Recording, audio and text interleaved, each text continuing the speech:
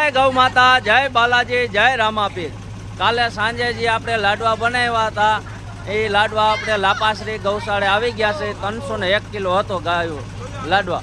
આજે સવારે ચાલુ વરસાદે પણ અમે ગાયું માટે લાડવા ખવડાવવા આવ્યા છે। જુઓ આ અમારું ગ્રુપ છે, ટ્રેક્ટરની લારીમાં 10 ચોકી ચડાવેલી છે અને આ ગાયું ગૌશાળા છે।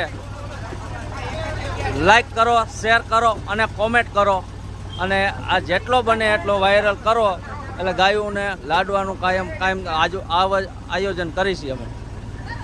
જય ગાય માતા લખો અને શેર કરો અને કોમેન્ટ કરો। આજના ભેડકાના દાતા હતા રામ ભરોસે।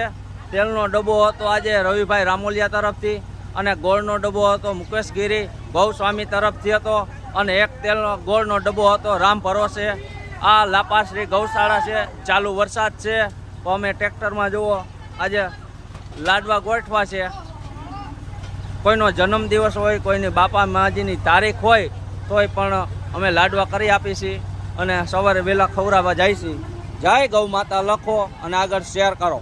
આજે તારીખ છે 5/7/2026।